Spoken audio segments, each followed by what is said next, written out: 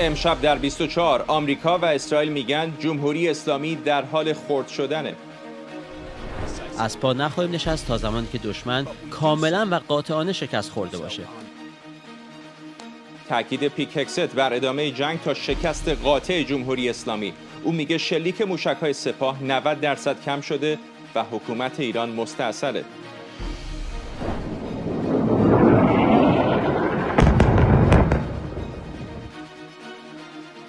موج حملات هوایی شدید در شهرهای بزرگ ایران، پایگاه‌های هوایی و اسکله‌های نظامی همچنان زیر ضربات سنگین اسرائیل و آمریکا. تأکید وزیر خارجه اسرائیل بر لزوم قطع روابط کشورهای غربی با جمهوری اسلامی. آلمان میگه امیدوار اسرائیل و آمریکا برنامه روشنی برای پایان جنگ داشته باشند. از استودیوی ایران اینترنشنال این 24 است با فرداد فرحزاد. بینندگان ایران اینترنشنال در ایران و سراسر جهان سلام و وقت بخیر. در همین ابتدای برنامه اجازه بدید بریم به کاخ سفید. تصاویر زنده داریم. نشست خبری کارولین لویت است، داره در مورد ایران صحبت می‌کنه.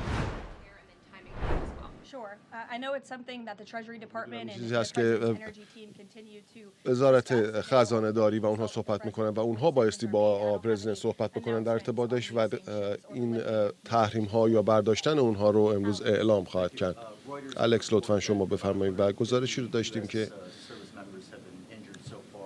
تعدادی از پرسنل نظامی ایالات متحده مجروح شدن. میتونید تایید بکنید؟ بله، من دقیقاً نمیتونم تایید بکنم و میکنم تو همون دامنه هست و اینو واگذار میکنم به پنتاگون که تعداد دقیق کسانی که مجروح شدن رو ارائه بکنه. و دوم میخواستم ازتون سوال بکنم که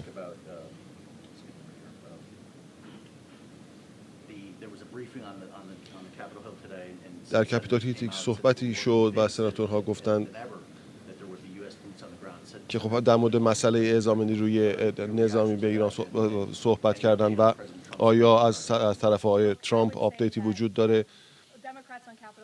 دموکرات ها در کپیتال هیل اونها از 3 سال پیش به این طرف هیچ دموکراتی علیه قطعنامه محکوم کردن ایران به عنوان حامی تروریسم امضا نکردن و الان که فرمانده کل قوات داره عمل میکنه و دست به اقدام زده، دموکرات ها به جای اینکه حمایت بکنن از آقای پرزیدنت که داره این تهدید رو از بین میبره، الان یک دفعه به جای اینکه فراحزبی عمل بکنن و خب الان 53 نفر از اونها نهایتاً علیه این قطعنامه محکوم کردن ایران به عنوان اولین حامی تروریست بوده. و خب در مورد مسئله اعزام نیرو آقای پرزیدنت دائما صحبت کرده و خب ایشون هیچ گزینه‌ای رو حذف نکرده به عنوان فرمانده کل قوا و هنوز چیزی تایید نشده، ولی خب آقای پرزیدنت داره بهش فکر میکنه. در مورد مسئله مؤلفه نظامی و در این جنگ آیا فکر میکنم که مسئله سیاسی آیا بهش پرداخته شده در این ارتباط یا خیر؟ و خب در مورد مسئله آیت الله که آیا ایشون میتونه اونجا به عنوان رهبر باشه یا نباشه، آیا پایان دادن این جنگ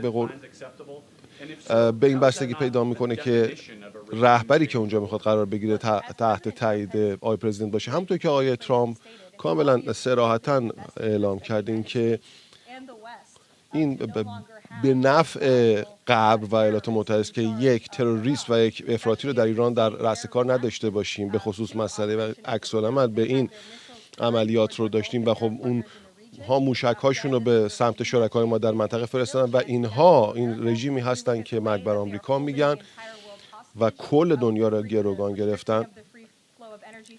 خب جلوی جریان آزاد انرژی رو میخوان بگیرن در تنگه هرمز و آقای پرزیدنت نظراتی کاملا روشن رو میگن. خب وقتی که ما یک سری اهدافی رو داریم و این اهداف بایستی از نظر فرمانده کل قوا بهش برسیم و اونها بایستی انجام بشه و تا زمانی که لازم باشه ادامه پیدا میکنه. و خب سوال من تو این نبود آیا اهداف سیاسی هم ضرورت داره اینجا وجود داره برای آقای رئیس جمهور که بخواد تصمیم بگیره؟ همین الان به شما گفتم اهداف این عملیات وقتی که این اهداف انجام بشه و خب آقای پرزیدنت اونجا تصمیم بگیره که پایان این عملیات هست، وقتی که ایشون تصمیم بگیره که دیگه ایران تهدیدی برای ایالات متحده نیست.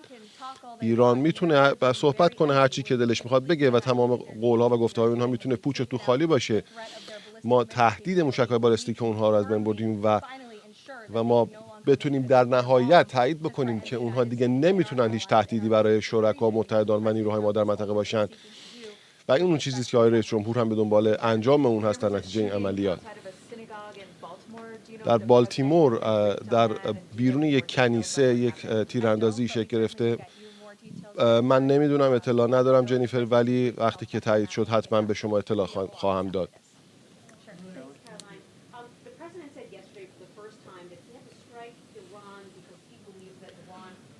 آقای پرزیدنت معتقد هست که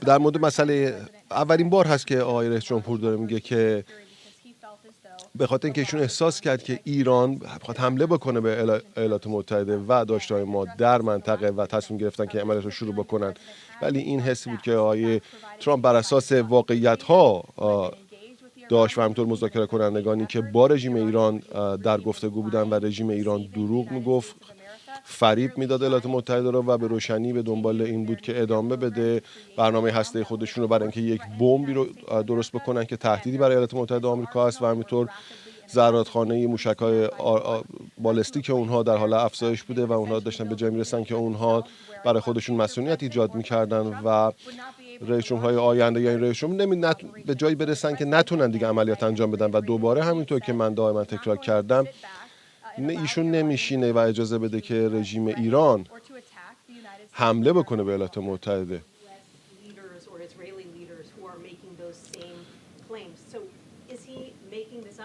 آیا اینها رو ایشون میگن برای اینکه توجیه بکنن این تصمیماتی گرفته شده؟ شما نگاه بکنید هر روز بر اساس اطلاعات و واقعیت ها تصمیم ها گرفته میشه و اطلاعاتی که ایشون و مذاکره کنندگانش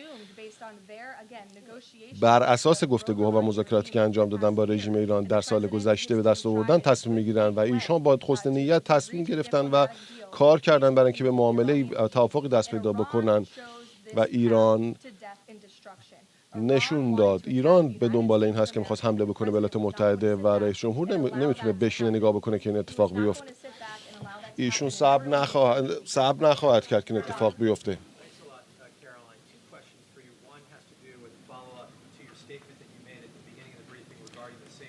سوال اول در مورد قانون سیب آمریکا هست که می‌خواستم از شما بپرسم و می‌خواستم یک فالوآپی با شما داشته باشم.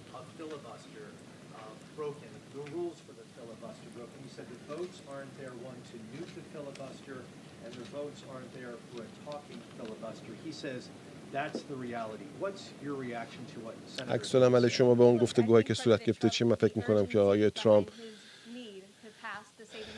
آنچه که باعث میشه که ایشون میخواد این قانون رو تصویب بکنه کاملا روشنه. ایشون میخواد که تمام گزینه‌ها روی میز باشه و ایشون میخواد که سنا هر چه سریعتر دست به کار بشه و هر راهی که لازم هست رو استفاده بکنن و ابزاری که لازم هست رو استفاده بکنن برای اینکه به این برسن. خب بخشی از صحبت‌های کارولین لویت بود در نشست خبری کاخ سفید. همونطور که دیدید تقریبا بیشتر سوال‌های خبرنگاران در این روزها متمرکز بر جنگ ایالات متحده و اسرائیل با جمهوری اسلامی هست. همزمان وزیر جنگ ایالات متحده میگه جمهوری اسلامی در آستانه شکست و عملیات آمریکا جلوتر از برنامه پیش میره. پیت هگست گفته امروز شدیدترین حمله ها به اهدافی در جمهوری اسلامی صورت میگیره و در عین حال به گفته او حکومت ایران در واکنش کمترین میزان شلیک موشک و پهپاد رو داشته. ملاها مستاصل شدن و به عنوان مثل تروریست های بزدلی که هستن دارن از بیمارستان ها و مدرسه ها موشک شلیک میکنن. عامدانه بیگناهان رو هدف میگیرن برای اینکه میدونن که نیروی مسلح اونها به صورت سیستماتیک داره تضعیف و محو میشه. همسایگان ایران و در بعضی موارد متحدان سابق اونها در خلیج، اونها رژیم رو رها کردند و نیابتی های اونها حزب الله، حوثی‌ها، حماس یا در هم شکسته شدند یا نامؤثر هستند یا اینکه به حاشیه رانده شدند. ایران تنها ایستاده و به شدت دارن شکست میخورن. اهداف ما خیلی روشن هستن و ما داریم با دقت بی سابقه اونها رو اجرا میکنیم.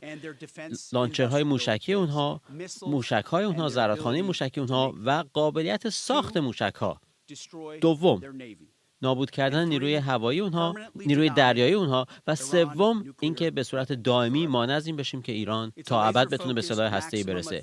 بنابراین یک عملیات کاملا متمرکز هست با دقت بی سابقه و بی تزلزل.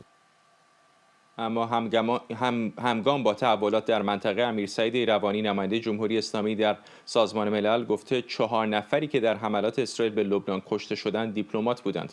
به گفته او این افراد در بامداد یکشنبه در هتلی در بیروت کشته شدند. همزمان اما در اسرائیل رسانه‌ها 4 فرد کشته شده رو مجید حسنی رئیس شاخه مالی بخش لبنان، علی بیازار رئیس واحد اطلاعات بخش لبنان، احمد رسولی رئیس واحد اطلاعات بخش فلسطین و حسین احمدلو مسئول پرونده اسرائیل در بخش لبنان نیروی قدس سپاه معرفی کردند. مرضی حسینی از کنگره آمریکا و رضا محدث از اورشلیم با ما هستند. مرضی، با تو شروع میکنم. به نظر میرسه که علیرغم همه فشارهایی که در کنگره هست و این یکی از نامحبوب ترین جنگ‌ها در تاریخ معاصر آمریکاست، همچنان دولت معتقده که پیروزی نزدیکه و به اهداف بیشتری هم میخوان حمله کنن. شنیدیم فرداد در کنفرانس مطبوعاتی کاخ سفید هم صحبت در مورد نشستی بود که امروز صبح اینجا در کنگره برگزار شد و صحبت‌هایی که سناتور بلومنتال کرد. من هم اونجا بودم و خطاب به خبرنگاران گفت این مقدمه برای ارسال نیروی زمینی هست به داخل ایران و ما تایید نخواهیم کرد. از صبح امروز سناتورهای دموکرات در کنگره آمریکا شروع کردن به گفتن اینکه ما سنا رو تعطیل می‌کنیم اگر لازم باشه. از نظر قانونی هم گویا صلاحیتشو دارن، برای فرانس دادن و گفتن اگر خود آقای هکست و خود آقای مارکو روبیو حضوراً نیان و اینجا به ما توضیح ندن در مجلس علنی که مردم آمریکا هم ببینن، ما روند کار سنا رو مختل خواهیم کرد و این چالش بسیار بزرگی خواهد بود. میدونیم که کار آقای ترامپ به کنگره آمریکا گیر هست به خاطر هزینه بالای این جنگ. گفته میشه تا همین الان همین جنگ 20 میلیارد دلار حداقل هزینه گذاشته. بر اساس گزارش‌ها حداقل 50,000 نیروی نظامی آمریکا، 200 جنگنده و میدونیم تا به اینجای کار 2 ناو آمریکا درگیر این جنگ هستن و حالا دولت ترامپ نیاز بودجه نظامی بیشتر داره. قرار هست آقای ترامپ 50 میلیون دلار بودجه نظامی از کنگره تصویب بکنه، اما به نظر نمیرسه که با توجه به صحبت‌هایی که من امروز از آقای بلومنتال شنیدم قرار باشه دموکرات‌ها این بودجه رو تصویب بکنن. اگرچه یک ظرافت دیگه هم وجود داره به این جهت که آقای سناتور لینزی گراهام فردی هست که خودش رئیس کمیته بودجه کنگره آمریکا هست و احتمالاً سهولت‌هایی در اون بخش خواهد بود اما بدون چالش نخواهد بود. اما به طور کلی در کنار این کنفرانس مطبوعاتی اینجا در کنگره با آنچه که بینندگان ما از کاخ سفید شنیدن، امروز 3 تا کنفرانس مطبوعاتی دیگه هم برگزار شد. یکی به صورت مشترک بین ژنرال دن کین بود و بین آقای پیت هگست و صحبت‌هایی که توسط ویتکاف مطرح شد. ویتکاف در مصاحبهش گفتش که توان غنی‌سازی جمهوری اسلامی رو ما کاملا از بین بردیم و دومین نکته‌ای که اشاره کرد این که روسی‌ها به ما وعده دادن و اطمینان دادن که اونها هیچ اطلاعاتی رو در اختیار جمهوری اسلامی قرار ندادن. نکته دیگه که توسط ژنرال دن کین مطرح شد این که مشخصا تا به حال 50 شناور جمهوری اسلامی رو ما غرق کردیم. این اظهارات رو دیدیم خانم لویت هم همین لحظه در کاخ سفید تکرار کرد و آقای کین گفت مشخصا 83% از توان پهپادی جمهوری اسلامی و 90% از توان موشکی جمهوری اسلامی در طی 11 روز گذشته از بین رفته و صحبت‌هایی که توسط پیت هگست مطرح شد مشابه صحبت‌هایی بود که توسط آقای نتانیاهو گفت. آقای نتانیاهو گفت ما استخوان‌های جمهوری اسلامی رو تا خرد نکنیم این جنگ رو پایان نمیدیم و صحبت‌های مشابهی که از آقای پیت هگست شنیدیم. ساتش رو بشنویم. پرزیدنت ترامپ دیروز گفت داریم دشمن رو خرد و خمیر می‌کنیم با این نمایش بی سابقه برتری فنی و تاکتیکی. از پا نخواهیم نشست تا زمانی که دشمن کاملا و قاطعانه شکست خورده باشه. اما این کار رو طبق جدول زمانی خودمون و به انتخاب خودمون انجام میدیم. به عنوان مثال امروز یک بار دیگر مهمترین و شدیدترین روز حملات ما در داخل خاک ایران خواهد بود. بیش از هر روز دیگری بمباران خواهیم کرد. این از یک سو و از سوی دیگر در 24 ساعت اخیر شاهد بودیم که ایران کمترین میزان موشک‌ها رو شلیک کرده تا اینجا. و فردا در کنار این صحبت‌هایی که آقای هگست گفت، یک نکته دیگه هم گفت حملات روز سه‌شنبه قرار هست شدیدترین حملات در داخل ایران باشه. میدونیم تا همین جای کار فقط در روز سه‌شنبه شهرهایی که مورد حملات قرار گرفتن تهران، بندرعباس، بندر لنگه، کرمان، بهبهان، تبریز، بناب، چابهار، اصفهان، بوشهر بودن و در واقع شدت حملاتی که به گفته آقای هگست قرار هست در ساعات آینده هم افزایش داشته باشه و شدت حملاتی که توسط جمهوری اسلامی هم ادامه داشته در منطقه. میدونیم که موشک‌ها و پهپادهای توسط کویت و امارات متحده عربی تا همین ساعات گذشته و بنا به آخرین گزارش‌ها رهگیری شدن. و نکته آخر که میخوام بهش اشاره کنم این هست که همین ساعتی پیشتر خبری منتشر شد مبنی بر اینکه اولین اسکورت موفق کشتی‌ها از تنگه هرمز انجام شد. میدونیم که در واقع در طول روزهای گذشته صحبتش مطرح بوده بریتانیا، فرانسه و حتی پاکستانی که در واقع از متحدان جمهوری اسلامی بود در طول ساعات گذشته به کارزار آمریکا پیوسته برای اینکه بتونن کشتی‌ها رو از تنگه هرمز اسکورت بکنن که قیمت نفت رو بتونن کنترل کنن، در کنار 20 میلیارد دلار بودجه اختصاصی که آقای ترامپ تعیین کرده برای بیمه کشتی‌ها و حفظ قیمت نفت. رضا، در ابتدای برنامه گفتیم آمریکایی‌ها میگن تا 90% تعداد موشک‌هایی که جمهوری اسلامی داره پرتاب میکنه کاسته شده. اسرائیلی‌ها هم حرفای مشابهی میزنن، اما در عین حال از ارتش اسرائیل داریم میشنویم که الان نیمی از موشک‌هایی که به اسرائیل شلیک میشن با کلاهک‌های خوشه‌ای یا بارانی هستند که رهگیری اونها رو پیچیده‌تر میکنه. دقیقاً همینطوره. نیمی از اون موشک‌هایی که ارتش اسرائیل گزارش داده جمهوری اسلامی به سمت اسرائیل شلیک میکنه دارای کلاهک‌های خوشه‌ای هستن. گفته رهگیریشون هرچند داره انجام میشه اما دردسرهایی داره و سپر دفاعی اسرائیل به هر حال اونگونه نیستش که نتونه، یعنی بتونه تمامی اونها رو رهگیری بکنه و شکار بکنه. اما از اون طرف هم میتونم تایید بکنم صحبت‌های آقای هگست و ژنرال دنکین رو اینجا روی زمین، همین که قابل مشاهده هم هست. فرداد اطلاعاتی که رسانه‌های مختلف هم اینجا منتشر میکنن حاکی از کاهش چشمگیر موشک‌هایی هستش که جمهوری اسلامی در حقیقت شلیک میکنه به سمت اینجا و همچنین پهپادهایی که هم به اینجا و هم به کشورهای حوزه خلیج فارس داره پرتاب میکنه.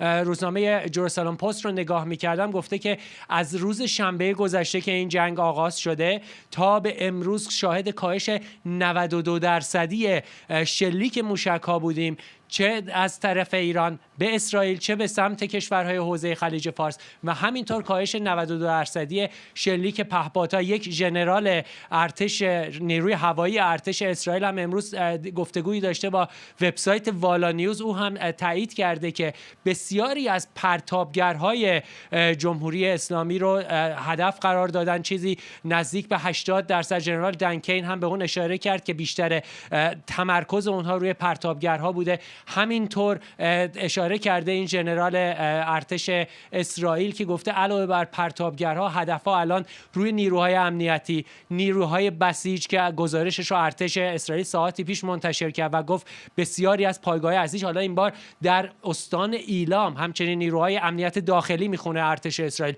در استان ایلام هدف قرار گرفته. علاوه بر اون گفته که اون چیزی که ایدئال اسرائیل اینه که این در حقیقت پرتابگرها نابودیشون به 95% برسه تا زندگی اینجا در اسرائیل به شکل بسیار عادی در بیاد. اون چیزی بشه که مثال زده، گفته حوثی‌های یمن هر چند روز یک بار موشکاشون رو شلیک می‌کردن به این سمت. اما اون چیزی که اینجا میشه دید فرداد اینه که در طول روز 5 بار آژیر خطر به صدا در اومده در نقاط مختلف اسرائیل. در اورشلیم که من هستم بعد از 48 ساعت اینجا 2 بار امروز آژیر خطر به صدا در اومد. هر بار هم که موشک ها میاد 1 یا 2 موشک هست که بلافاصله رهگیری میشه و اتفاقی نیفتاده. شاید نکته دیگری که بخوام اشاره بکنم، اولین سفر دیپلماتیکی بود که یک مقام ارشد بین‌المللی داشت اینجا. وزیر خارجه آلمان اومده بود، سفر کرده بود به همراه گیدئون سار به بیت شمش رفت، جایی که هفته گذشته یکی از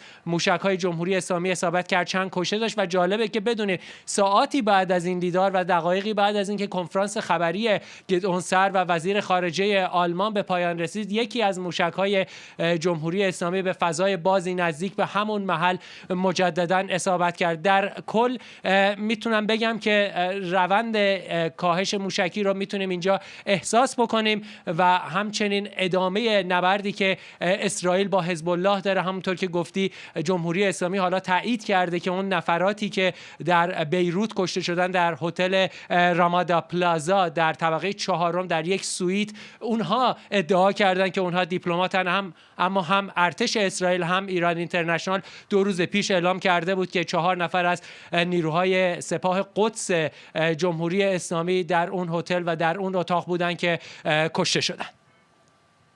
ممنونم از هر دوی شما. رضا محدث در اورشلیم و مرضیه حسینی در کنگره آمریکا. در جلسه امروز پنتاگون رئیس ستاد مشترک نیروهای مسلح آمریکا هم گفت ایالات متحده تا به حال به 5000 هدف در ایران حمله کرده. به گفته دنکین توان نظامی جمهوری اسلامی رو به نابودی و پرتاب موشک‌های بالستیک این کشور 90% و پرتاب پهپادها 83% کمتر شده. پیشرفت‌های سنتکام رو در جناح جنوبی می‌بینید. تا اینجا بیش از 5000 هدف رو زدیم. بمب افکن‌های ما اخیراً 10 بمب 2000 پوندی بمب 2000 پوندی GPS رو انداختن. کارخانه‌های پهپادسازیشون رو میزنیم که قابلیت پهپادسازیشون رو نابود کرده باشیم و همچنین شرکای منطقه ما در امتداد ضلع جنوبی جبهه جنوبی ادامه میدن به رهگیری پرتابه‌های ایران. حملات ما به این معنی است که پیشرفت جدی و معنادار داشتیم تا اینجا. در کاهش شمار پرتابه‌های ایران می‌بینیم که موشک‌های بالستیک اونها 90% از زمان شروع کاهش داشته، تعداد پرتابشون. پهپادهای یک طرفه هم 83% کاهش داشته از زمان شروع عملیات و این گواهی است بر قابلیت نیروهای دفاعی ما و پدافند هوایی ما و شرکامون در منطقه که همچنان خیلی عالی دارن دفاع می‌کنن. دوم، پیشرفت جدی داریم در نابود کردن نیروی دریایی اونها. در 10 روز اول بیش از 50 کشتی ایران رو نابود کردیم با ترکیب توپخانه و بمب افکن‌ها و موشک‌ها. همونگونه که ادمیرال کوپر پنجشنبه گفتش که ما یک ناو پهپادبر اونها رو هم زدیم و غرق کردیم و همچنان داریم که تأسیسات و کشتی‌های مین گذاری اونها رو هم میزنیم. سوم، تأسیسات صنعتی و تولیدی نظامی ایران رو زدیم. رفتیم سراغ گرانیگاه اون برای اینکه مانع از این بشیم که این قابلیت رو داشته باشن که این حملات پهپادی رو در آینده بتونن که انجام بدن. فرشته پزشک، کارشناس روابط بین الملل از واشنگتن به ما پیوسته. خانم پزشک، آمریکا همطور که الان هم در صحبت‌های ژنرال کین دیدیم مدعی هستش که 80 تا 90% توان موشکی و پهپادی جمهوری اسلامی رو کم کرده در مقایسه با اول جنگ، که خب به نظر عدد روی کاغذ خیره کننده میاد، ولی در عمل روی زمین داریم میبینیم که هنوز پهپادهای جمهوری اسلامی و در مواردی به خصوص در اسرائیل موشک‌هاشون خرابی‌های زیادی به بار میارن.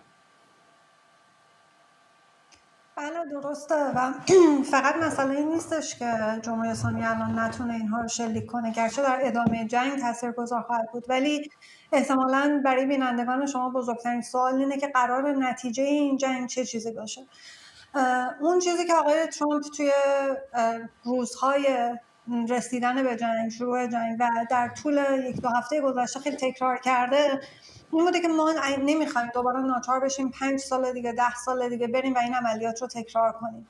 این یعنی ترجمهش این میشه که اگر که کسانی که بعد از این جنگ در ایران سر کار هستن کماکان بخوان شعار مرگ بر آمریکا و مرگ بر اسرائیل رو اجرایی بکنن، حتی اگه الان همه اون توان مختل شده باشه، در یک زمانی در آینده خودشون رو بازسازی میکنن و میتونن همین مشکلات رو به مراتب شاید حتی بدتر ایجاد بکنن و در داخل هم میدونیم که اون وقت با یک سرکوب بسیار جدی ممکنه مواجه بشیم. این از این جهت اهمیت داره که فارغ از این که در پشت تریبون ها چه شعاری داده بشه در آمریکا، هدف آمریکا در که الان بقیه رقباش همپیمانانش هم نشستن و این صحنه رو نگاه میکنن محقق نمیشه مگر اینکه یک تغییر موازنه سیاسی در داخل ایران اتفاق بیفته، فارغ از اینکه اسمش چه چیزی باشه. ولی اگه کسانی که بر سر کار میمونن کماکان بخوان همون اهداف رو جلو ببرن، حتی اگر همه توانشون الان از بین بره، در یک زمانی میتونن خودشون رو بازسازی بکنن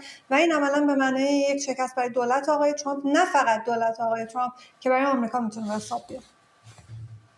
خب من میدونم، شما هم میدونی که جمهوری اسلامی با شکل فعلیش که سهله، با شکل خیلی اصلاح طلبش هم اون چیزی که آقای ترامپ میخواد نخواهد شد. بنابراین به نظر میرسه که موضع تغییر رژیمه و به شکل فزاینده هم به نظر میرسه که شاید در مقطع اگر واقعا چنین کاری بخواد صورت بگیره نیاز به نیروی زمینی در داخل خاک ایران وجود داشته باشه. بحثی که اول آقای ترامپ و دولتش رد میکردن ولی الان به نظر زمزمه‌اش رو دارن جدی‌تر مطرح میکنن. ببینید، من و شما ممکنه این رو بدونیم ولی من مطمئن نیستم که آقای ترامپ این رو تا میزان ایدئولوژیک بودن این حکومت رو درک بکنه و یا این احتمال رو نده که اگر چند رده از اینها رو حذف بکنن، رده‌ای که باقی میمونه میاد و همکاری میکنه. این رو به این دلیل میگم که بارها توی این چند هفته گذشته ازش شنیدیم که مدل ونزوئلا رو دوست داره، فکر میکنه این فرمول کار کرده، فرمول های دیگه مثل عراق کار نکرده و میخواد اون رو پیاده بکنه. اینکه در عمل موفق میشه یا نه یک بحث دیگه ایه.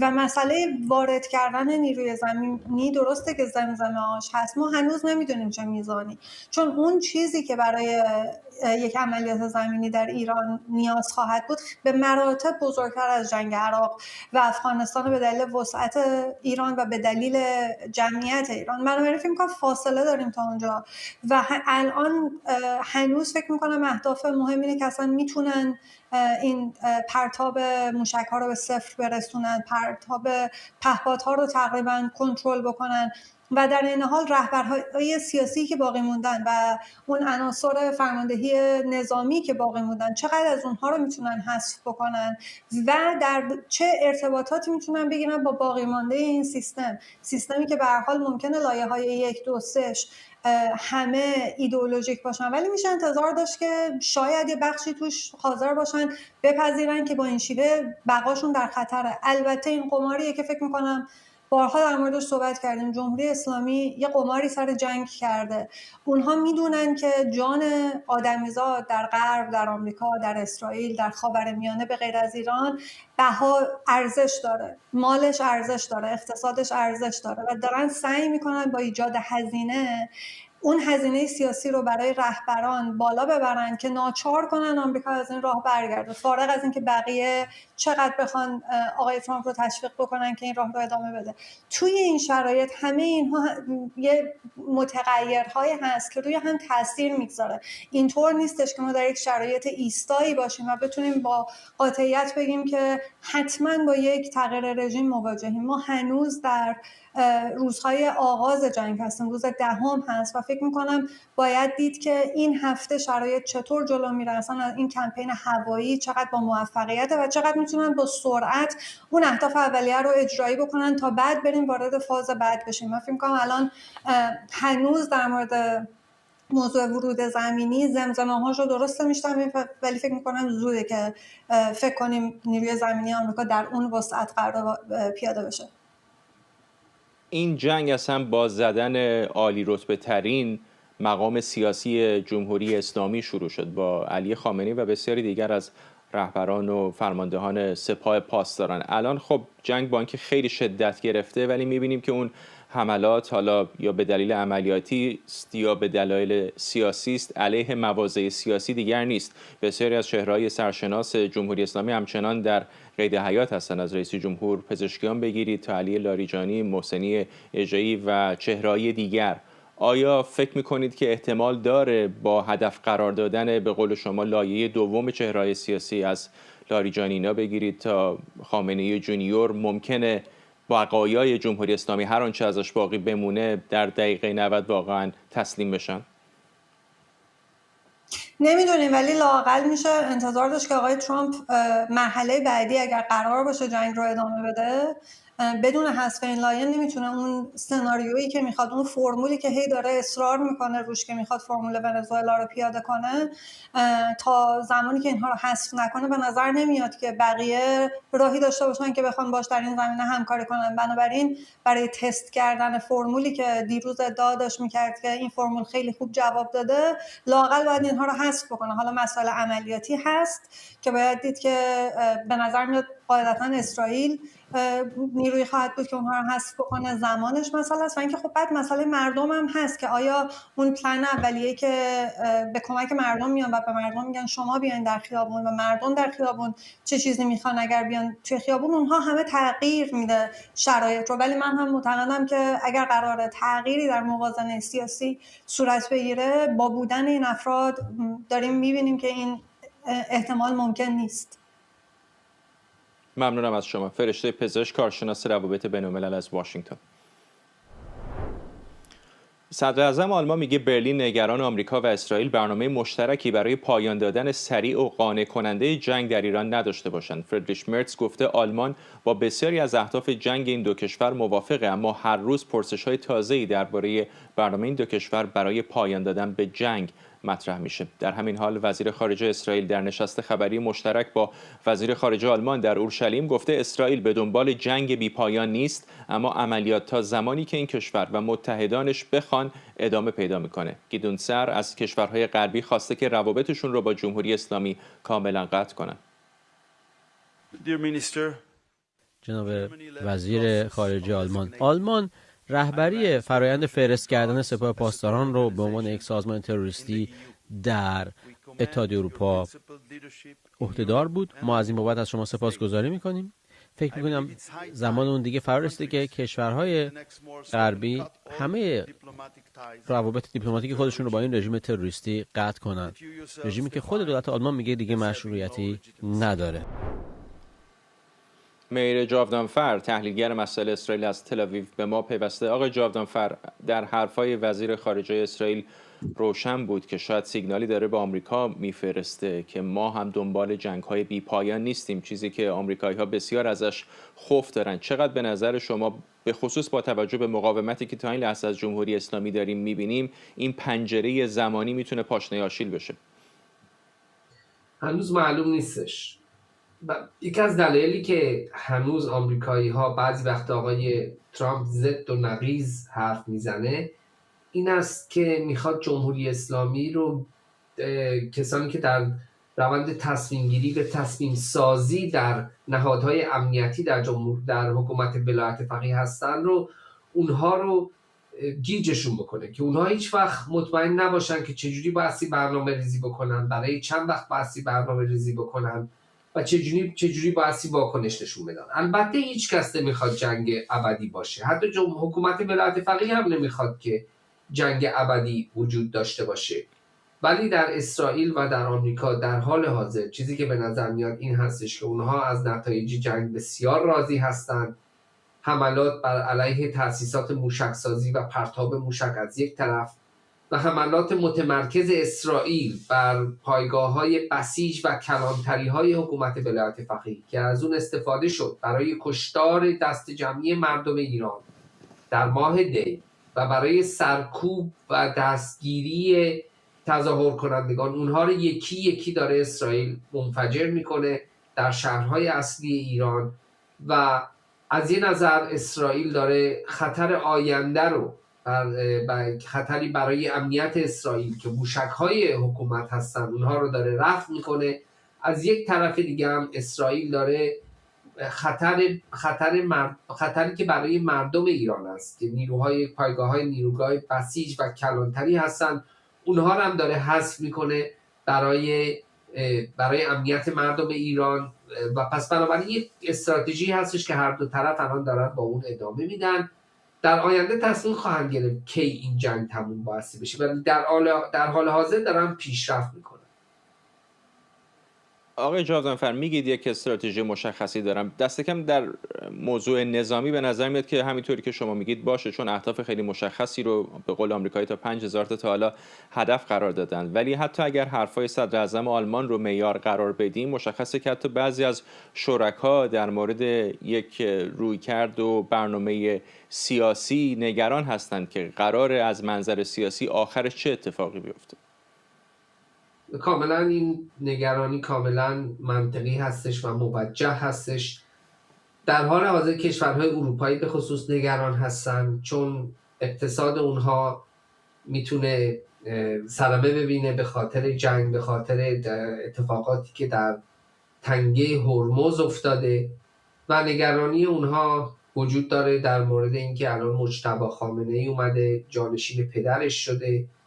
بعضی ها در غرب این رو به عنوان یک علامت قدرت مقاومت حکومت ولایت فقیه می‌بینند، ولی این بیشتر یک علامت این است که رهبران ایران، خامنه‌ای می‌خواستش که با همون روند قبلی، با همون کسانی که قبلا در بیت رهبری بوده ادامه بده. و یک دلیل دیگه هم از درس عبرت گرفتن از احمد خمینی.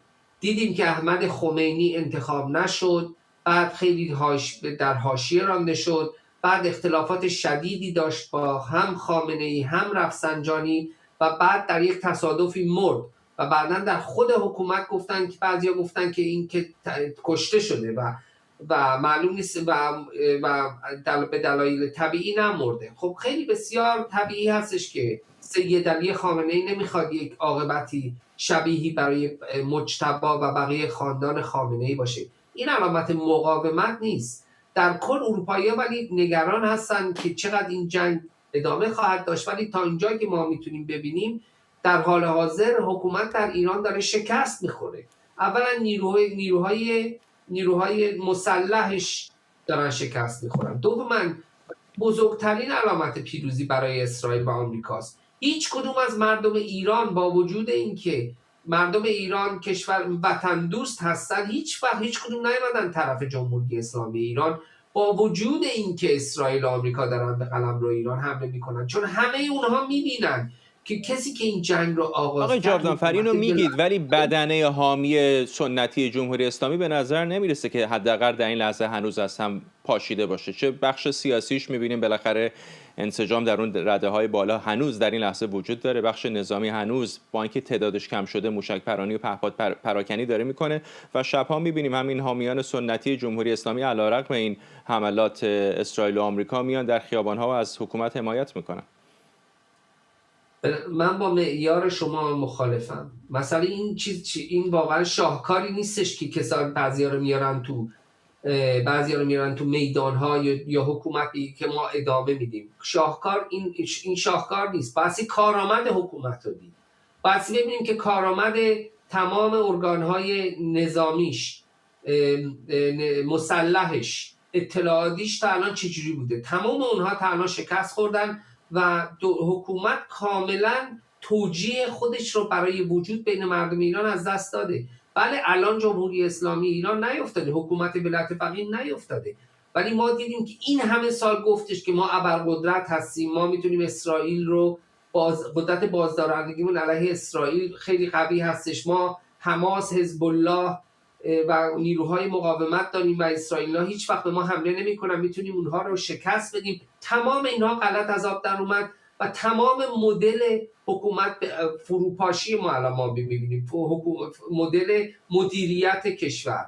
پس در حال حاضر واقعا این شاهکار نیستش که بعضیا رو میارن تو میدان‌ها. ما می‌بینیم که خیلی از ارگان‌ها و ستون‌های بسیار مهم بقای این حکومت واقعا شکست خورده و باید ببینیم که در آینده چه اتفاقی خواهد افتاد. ممنونم از شما. مهر جاودانفر، تحلیلگر مسائل اسرائیل از تل‌آویو. در حالی که در روزهای گذشته خبرهایی از آمادگی نیروهای پیشمرگه ائتلاف کرد برای ورود به کردستان در رسانه‌ها مطرح شده بود، دونالد ترامپ رئیس جمهوری آمریکا گفته با این کار موافق نیست، چرا که نمیخواد اوضاع پیچیده‌تر بشه. رئیس جمهوری آمریکا در این زمینه گفته بود واشنگتن رابطه خوبی با کردها داره، اما ایالات متحده نمیخواد جنگ از آنچه هست پیچیده‌تر بشه. برای بررسی آخرین تحولات در این باره همراه هستیم با خالد عزیزی، سخنگوی حزب دموکرات کردستان ایران از استودیوی ما در واشنگتن. خیلی ممنونم آقای عزیزی که دعوت ما رو پذیرفتید. بیش از هر چیز آیا با مقامات آمریکایی در این روزهای اخیر صحبتی کردید؟ ما با مقامات آمریکایی هم در گذشته هم در حال حاضر در ارتباط و تماس هم بودیم و هم هستیم و طبیعتاً در رابطه با جنگ بین آمریکا و اسرائیل علیه جمهوری اسلامی دوباره گفتگوهای بسیار زیادی داشتیم.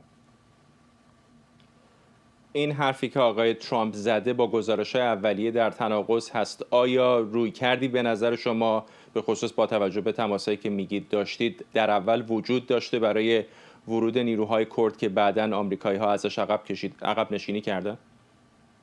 من فکر نمی کنم که آمریکایی‌ها از این قضیه عقب نشینی کرده باشیم و در گذشته هم که بحث‌هایی داشتیم این بحث‌ها هیچ وقت به این مرحله نرسیدیم که ما وارد کردستان ایران بشیم به لحاظ عملی و در کردستان ایران یه جبهه جنگی علیه جمهوری اسلامی باز بکنیم.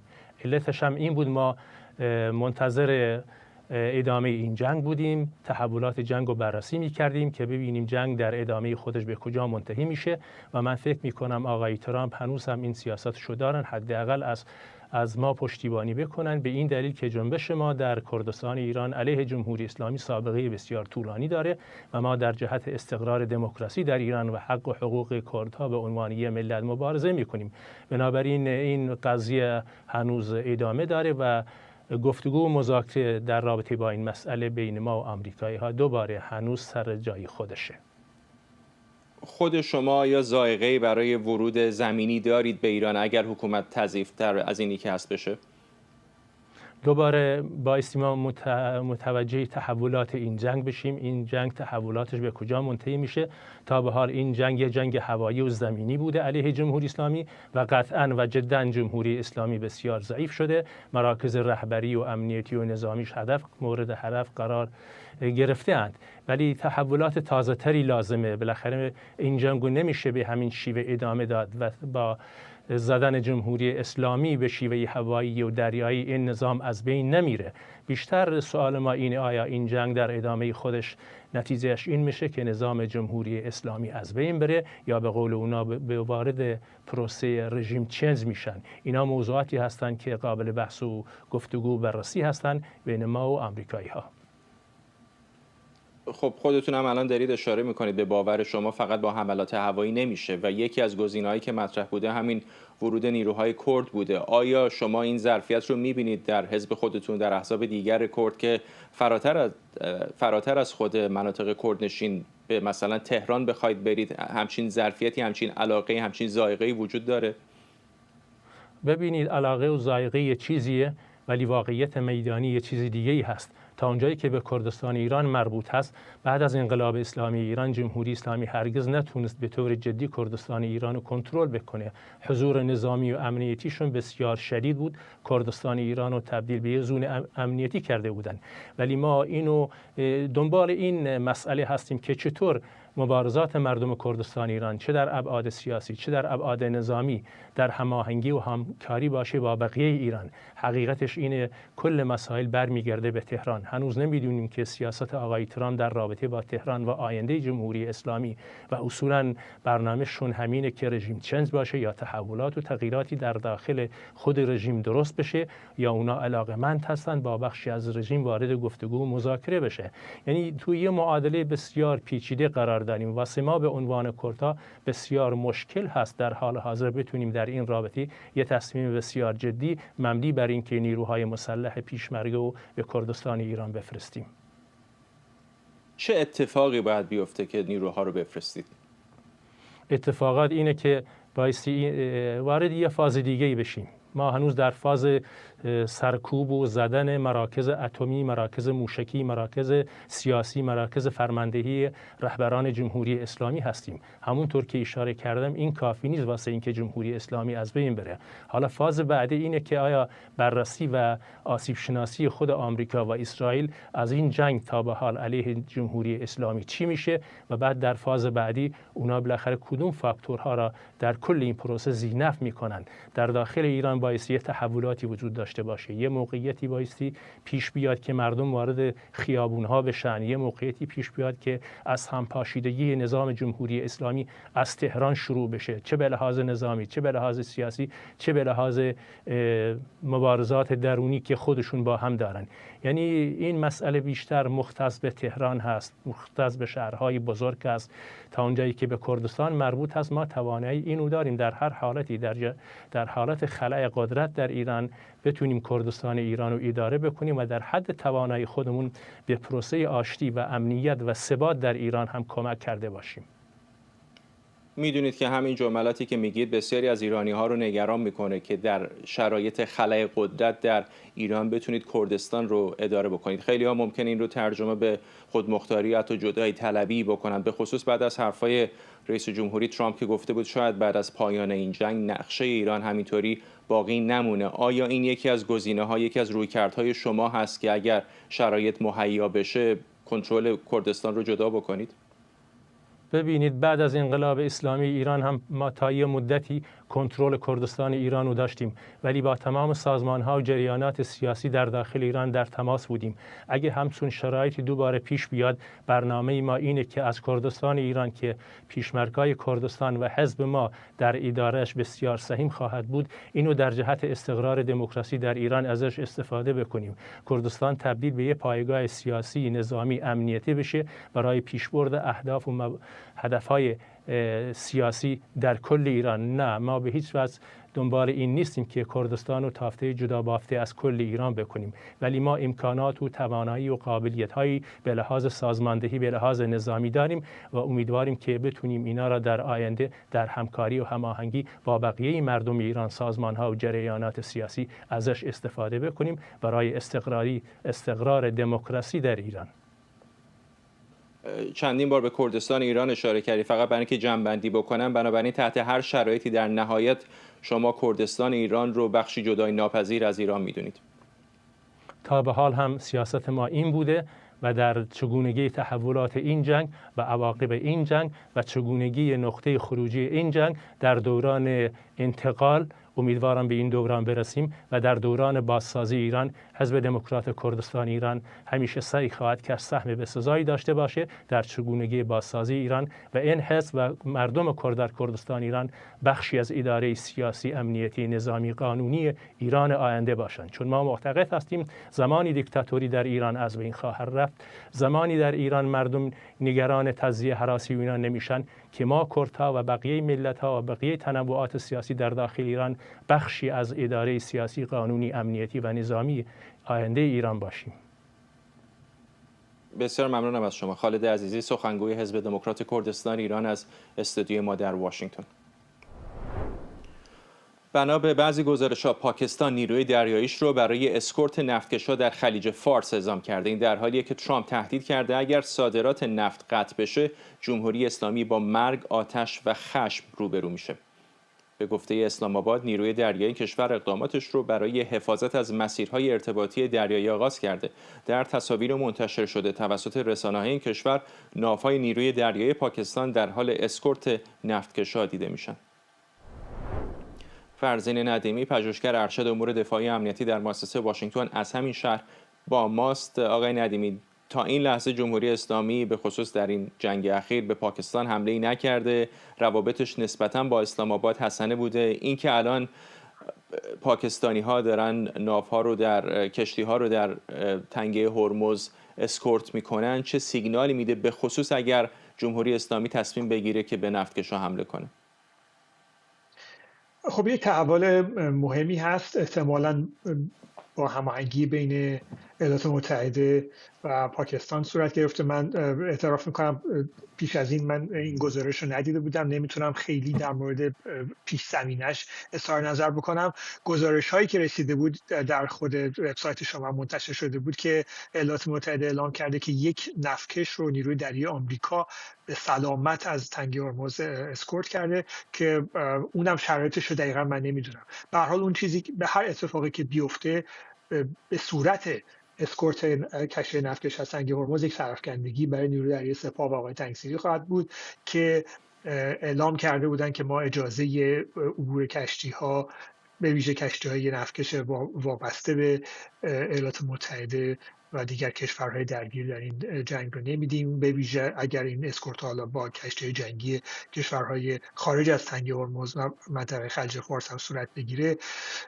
نیروی دریایی پاکستان طبیعتاً یک رابطه خوبی داره با ایران، با نیروی دریایی ارتش و ایران سپاه، و اگر بخواد درگیری صورت بگیره به خاطر اسکورت نفتکش‌ها با پاکستان، یک تنش ناخواسته برای حکومت اسلامی خواهد بود. من فکر نمی‌کنم در این شرایط تمایلی به درگیر شدن با پاکستانی داشته باشه و این تحولی هستش که باید ادامه پیدا خواهد کرد یا خیر. در مجموع هم تنگه هرمز به طور کامل بسته نشده بود، یعنی اونطوری نبود که هر کشتی که از تنگه هرمز عبور بکنه با شلیک راکت، موشک یا این گذاری روبرو شده باشه. این اتفاق نیفتاده. همچنان تردد کشتی‌ها با تعداد کمتر ادامه داشته با AIS خاموش، ولی بیشتر این خواست صاحبان کشتی‌ها بوده به خاطر بالا رفتن شدید بیمه‌های شرایط جنگی که از عبور و مرور خودداری بکنن. بیشتر نیروی دریایی سپاه سعی کرده از این تبلیغات استفاده بکنه و در این حال در زمانی هستش که نیروی دریایی ارتش و تا حدی نیروی دریایی سپاه تحت حملات هوایی شدید هستن به استحکامات، تأسیساتشون و مراکز فرماندهیشون. البته بیشتر ارتش تا سپاه مورد حملات شدید قرار گرفت و ما دیدیم که تعداد زیادی از کشتی‌هاشون رو در دریا یا در بندر زدن. آقای ندیمی لطفاً با ما بمونید. میخوام بخشی از این تصاویر منتشر شده از حملات امروز و امشب اسرائیل و آمریکا به تهران، تبریز و بندر لنگر رو با هم ببینیم. سمت خونه علی بودیم.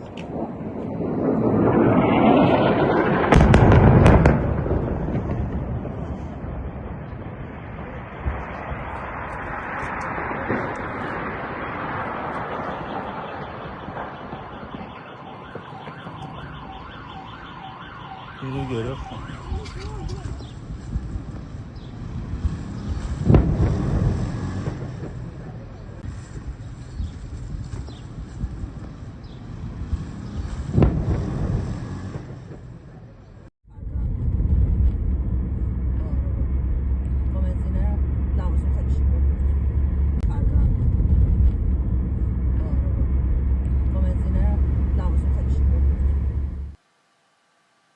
همچنان با فرزین ندیمی، پژوهشگر ارشد امور دفاعی امنیتی در مؤسسه واشنگتن هستیم. آقای ندیمی، بخشی از این تصاویر رو دیدیم، به شکل فزاینده‌ای به نظر اهداف دریایی هم بیشتر شده در حملات به خصوص ایالات متحده علیه مواضع جمهوری اسلامی. وقتی این تصویر کلی رو می‌بینید، اهدافی که در دریاها هدف قرار میدن و اهدافی که در تهران و شهرهای دیگر دارن میزنن، چه افقی رو به شما نشون میده در مورد آینده این جنگ؟